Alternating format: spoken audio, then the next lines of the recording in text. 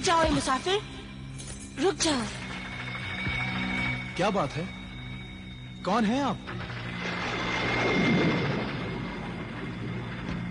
ज़ीशान? सोफोनिस्बा, तुम यहाँ?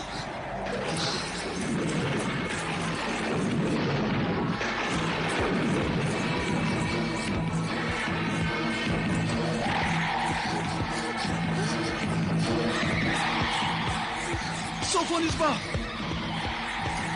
रुक जाओ, रुक जाओ सोफो।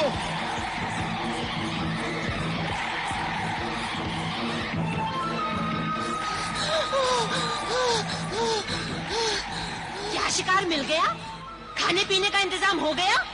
नहीं, आज जो शिकार मुझे मिला वो मेरा शौहर ज़ीशान था, और वो कहीं यहाँ ना आ जाए। नहीं नहीं, ऐसा नहीं हो सकता। मैं इतनी तेज रफ्तार से भागी थी कि उसकी नजरों से गायब हो गई। अब वो यहाँ नहीं पहुँच सकता। सोफो!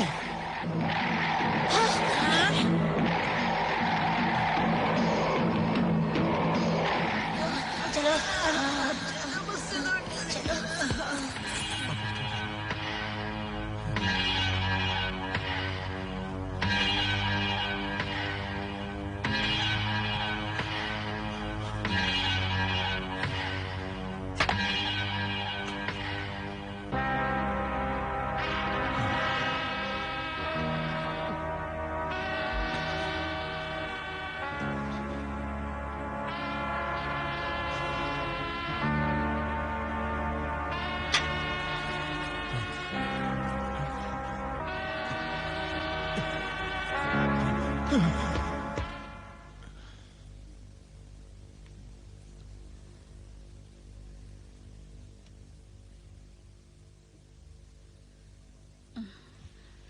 ला इलाहा इल्लल्लाह।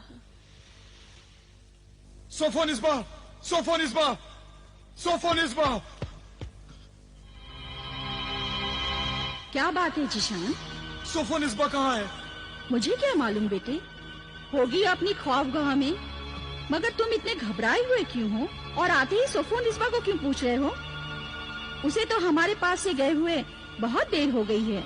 आजकल तो वो खुद खाना बनाती है और सबको खिलाती है, और खुद नहीं खाती, तुम्हारा इंतजार करती है। जाओ, जाकर उसके साथ खाना खाकर उसे भी आराम करने दो।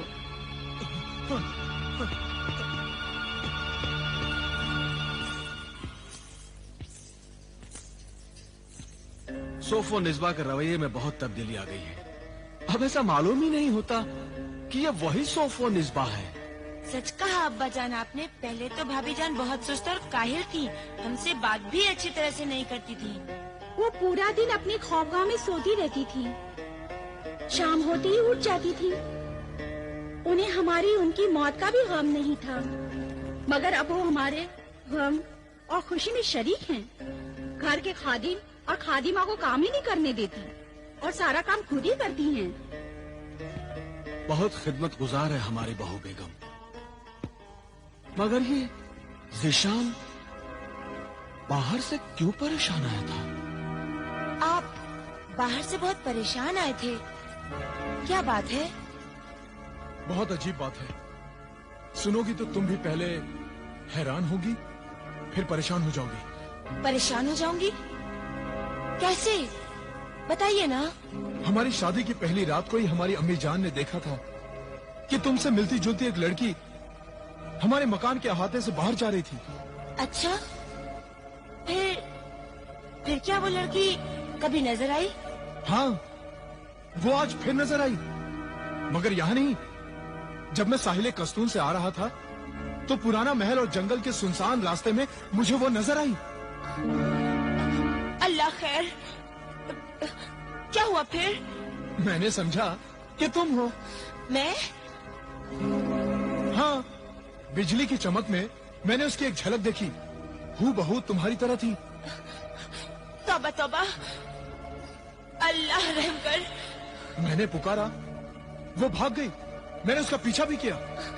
आपको उसका पीछा नहीं करना चाहिए था। अरे कैसे पीछा नहीं करना चाहिए था?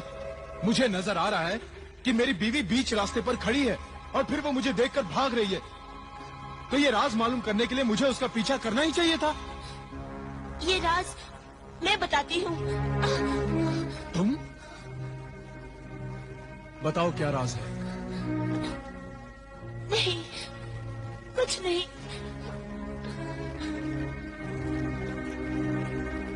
नहीं, कुछ तो है जो तुम मुझसे कहते कहते रुक गई। सच सच बताओ, क्या बात है? क्या उस राज का ताल्लुक तुमसे है? नहीं। अगर नहीं तो फिर ये आंसू कैसे? ये डर और खौफ के आंसू हैं, जो आपकी हिफाजत के लिए दुआ बनकर बह रहे हैं। अल्लाह का शुक्र है कि अल्लाह ने आपको उस खूबसूरत बला से बचा लिया। खूबसूरत बला? तुम्हें ये कैसे मालूम? मैंने अपने बुजुर्गों से सुना था कि चुड़ैलें और बदरू डाइने रात को खूबसूरत बनकर जंगल में घूमती रहती हैं, और जब शिकार फंस जाता है तो वो उसे जिंदा नहीं छोड़ती।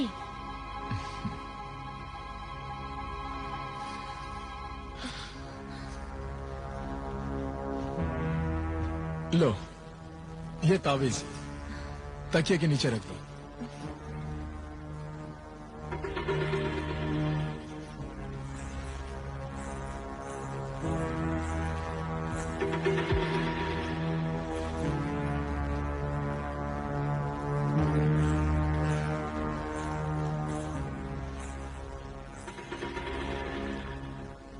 हमारे घर के सब लोग तुमसे बहुत खुश हैं। पहले तुम ऐसी नहीं थी। जो तब्दीली तुम में अब आई है, उससे हमारे घर में एक नई जिंदगी आ गई है, एक बहार आ गई है। खुदा करे कि ये तब्दीली कायम रहे। एक बात बताओ सोफनिस्बा, तुम हमारे बिस्तर पर क्यों नहीं सोती? रात भर इबादत ही करती रहती हो।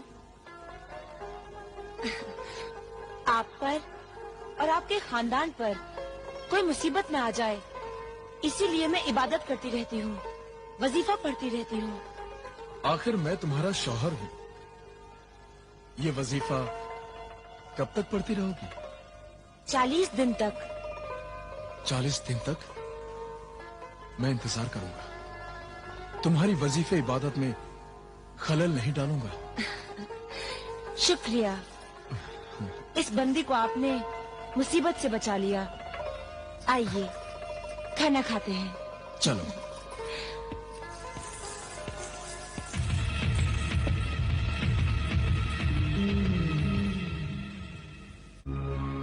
ये राज अभी तक मालूम नहीं हुआ अब्बा जान कि अकरम को दिया हुआ ये तावीज उन फूलों पर पड़ा कैसे पाया गया, और फिर उसी इलाके में मरहूम अकरम की लाश मिली।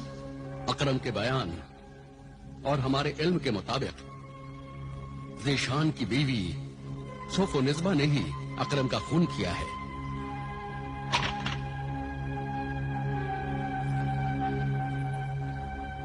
क्या बात है भाईजान, आज आप इतना चहचहा क्यों है? आबिदा बहन, तुम मेरी बात सुनोगी तो तुम भी चहचहाने लगोगी। ऐसी क्या बात है, बयान कर। मैं हर जुमेरात की तरह आज भी हजरत नजीम मियां शाह बाबा के मज़ार शरीफ पर हाजिरी देने गया था। वहाँ मेरे बहुत से पसंदीदा दोस्त हैं, तो दे कबूतर कौवे मिले। उन्होंने बताया कि मुखबिर जिन भी यहाँ मज़ार शरीफ पर हाजिरी देने आता है। उस दिन ने हमें बताया कि उसे अकरम की मौत का राज मालूम हो गया है।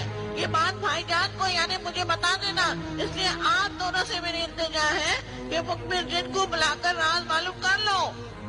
नहीं, हरगिज़ नहीं। मैं उस नालायक मुखबिर जिन को कभी नहीं बुलाऊंगा। वो एतबार के काबिल नहीं।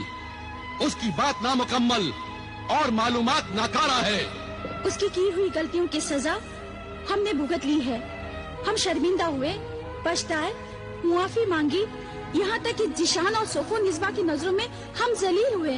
इतना कुछ करने के बाद भी वो मुखबिर गैर जिम्मेदार, नालायक हमारे जख्मों को हरा करना चाहता है।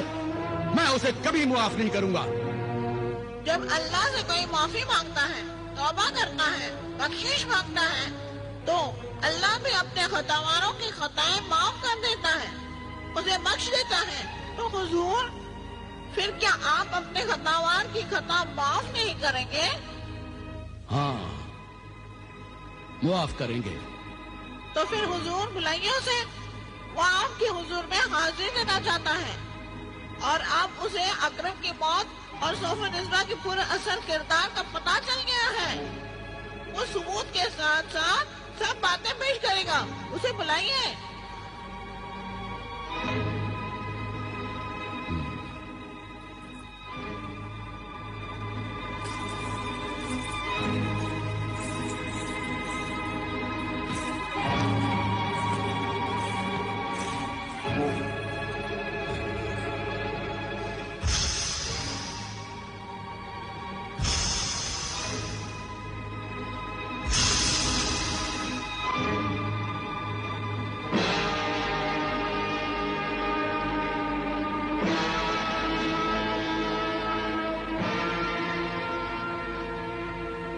اے میرے مشفق آقا عامل کامل، تیرا خطاوار مخبر جن حاضر ہے، تو نے اپنے اس غلام جن کو معاف کیا یا نہیں؟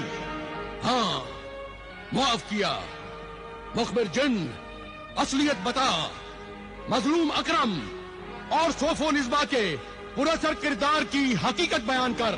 حقیقت یہ ہے میرے آقا کہ اکرم کا خون صوف و نسبہ نے کیا، اور صوف و نسبہ مجروح دائن ہے۔ مخبر جن، تو پھر وہی بات کر رہا ہے؟ میری وہی بات سچی ہے۔ ذیشان کے گھر میں جو آج کل ذیشان کی بیوی صوف و نسبہ بن کر رہتی ہے، وہ صوف و نسبہ نہیں، بلکہ وہ ایک پاکیزہ پاک جسم کی لڑکی عصمت جہاں ہے۔ عصمت جہاں؟ کیا ثبوت ہے تیرے پاس؟ ثبوت میں وہ منظر دکھا دیتا ہوں جو منظر میری سچائی کا ثبوت ہے۔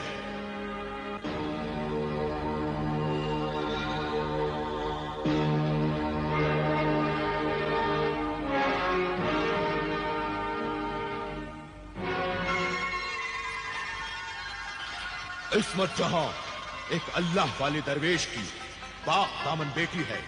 عصمت جہاں کا باپ اللہ والا درویش حضرت صدیق شاہ بابا کے مزار شریف کا خادم ہے۔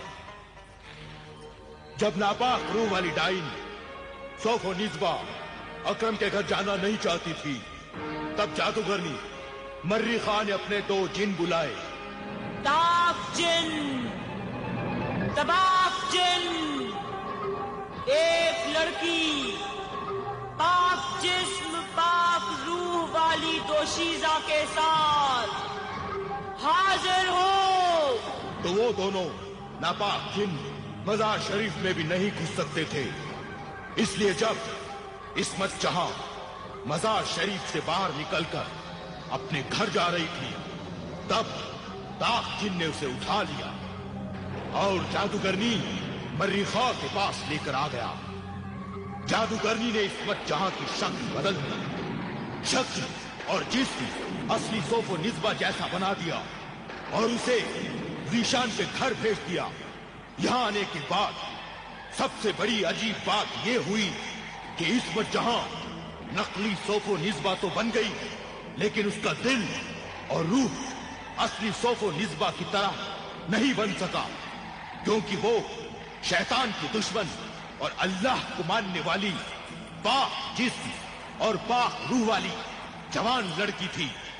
وہ ذیشان اور اس کے خاندان کی ہمدرد بن گئی، اور اپنا وظیفہ پڑھنے سے اسے 2 فائدے ہوئے۔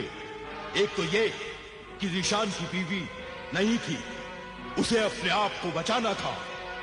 دوسرا یہ کہ وہ چاہتی تھی کہ عابدہ کی مدد سے ذیشان کے خاندان کو بچایا جائے، کیونکہ وہ جانتی تھی کہ ناپاک شیطان کی طاقت ہمیشہ اللہ کے پاک نام اور کلام کے سامنے ہار جاتی ہے۔ آپ تو جانتے ہی ہیں۔ شاباش مخبر جن، شاباش، تیرا یہ کام قابل تعریف ہے۔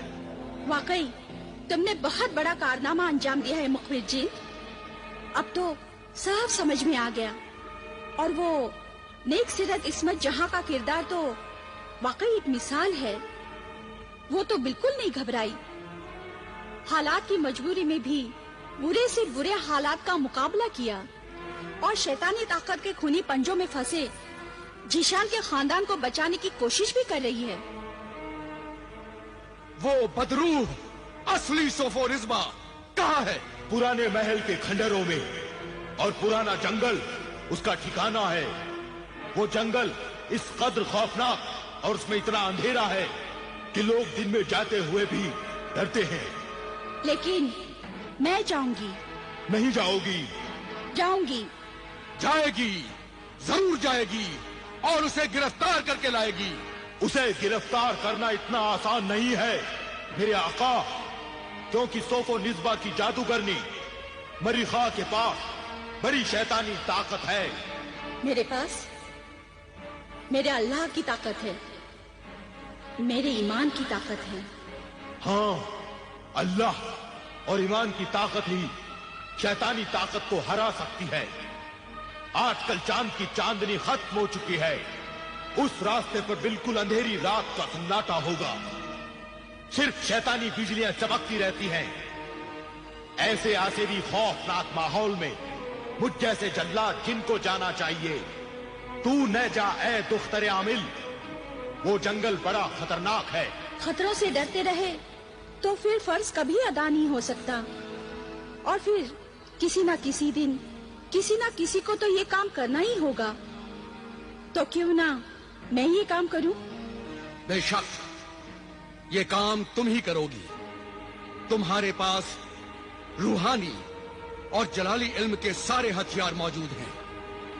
جو انسان لڑنے سے پہلے لڑنے کی تیاریاں کر لیتا ہے، وہ انسان آدھی لڑائی تو لڑنے کے پہلے ہی جیت جاتا ہے.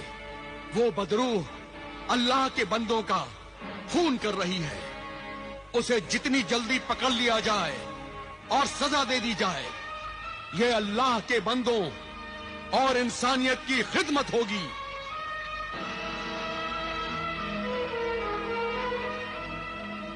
لو بیٹی، یہ اللہ کے نیک بندوں کے لیے زندگی اور شیطانوں کے لیے موت کا نشان ہے.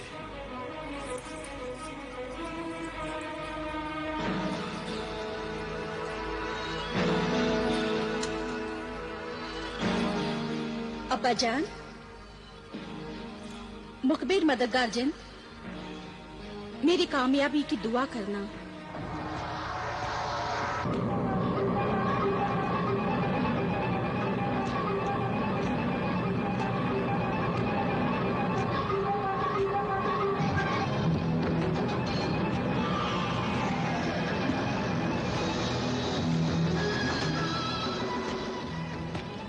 اے حسین نوجوان، کیا دیکھ رہے ہو؟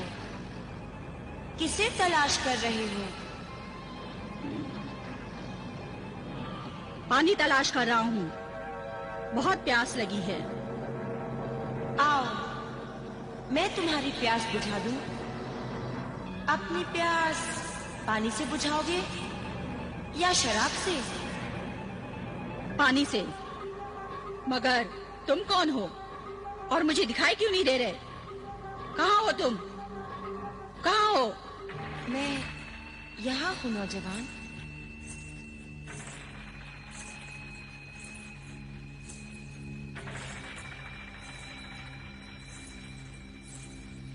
لو یہ پانی پی لو.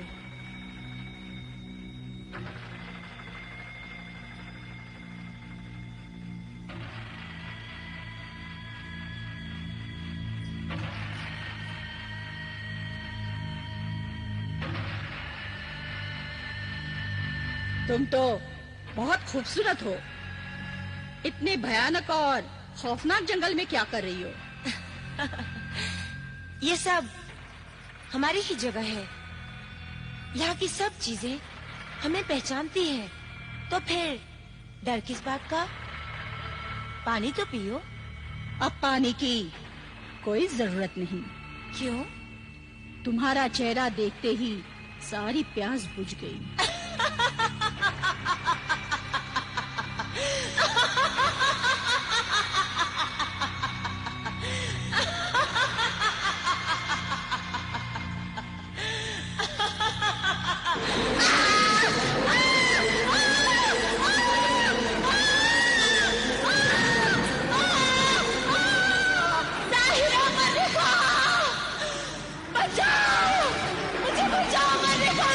مجھے کوئی نہیں بچا سکتا سوفو نسبا، کوئی نہیں.